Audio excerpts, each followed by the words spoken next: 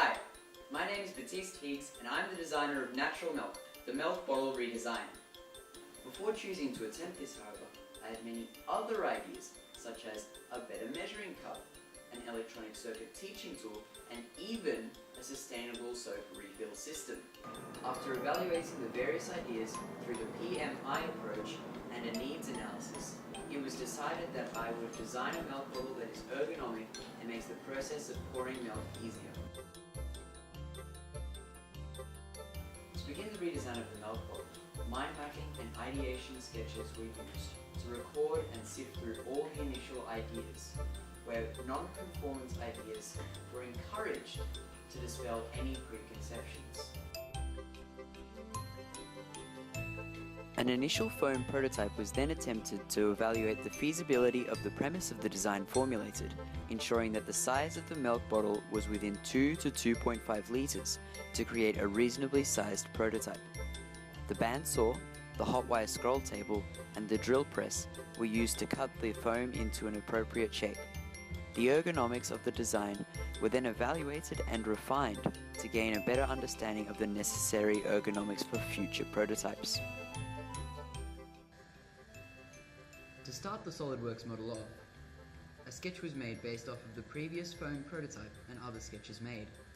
Here, the front and back of the bottle were made the same shape in order to allow the bottle to tessellate, creating a design that would be more easily packaged and thus cheaper to transport. Another decision that was implemented here is the finger indent widths. Anthropomorphic design influences were utilised to ensure familiarity and thus improve the ergonomics of the bottle in this design. A lot of online research was needed to learn how to create the bottle cap section in SolidWorks, as I had never attempted anything similar before. In the end, the use of a double helix structure wrapped around a lofted boss was necessary to create the spiral structure. After this, the bottle was rendered with a barcode on the back for visual representation purposes, as well as to partially determine the aesthetics of the design. The aesthetic efficacy of the design was also determined by a survey of target audience individuals later on. The first step of the evaluation process for this prototype was to 3D print a few objects. Two tests involved the miniature models, the design's symmetry and the design's tipping ability. Although the design was adequately symmetrical for packaging processes, the frontal body section of the design caused it to tip too easily, and thus the symmetry of the design had to be discarded.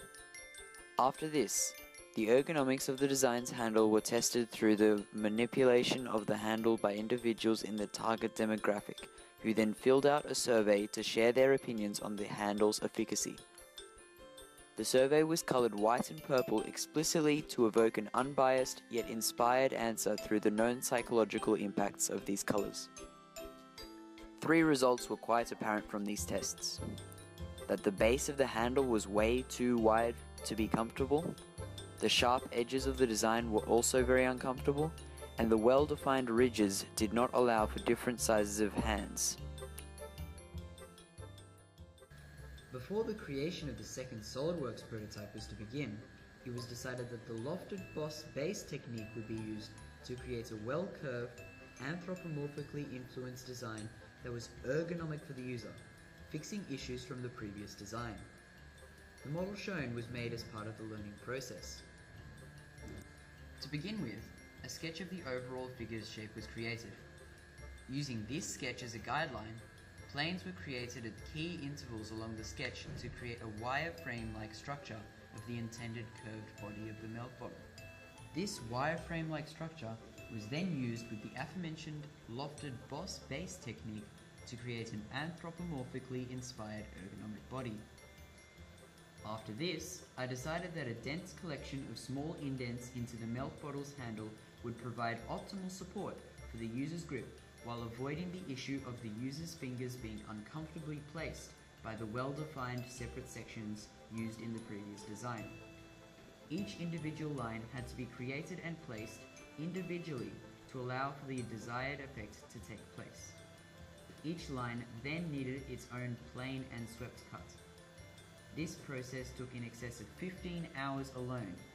Throughout the design process, all the factors affecting design were considered. The three most important ones, however, were function, need, and ergonomics, in that order.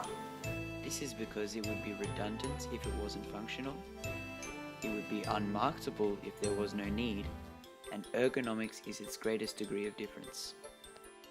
To aid the design process, many different resources were used, such as people, software, and physical materials and tools.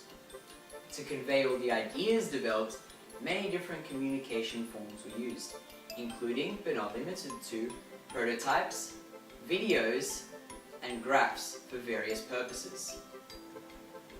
Thanks for watching this video. Hopefully now everyone can enjoy a good glass of milk.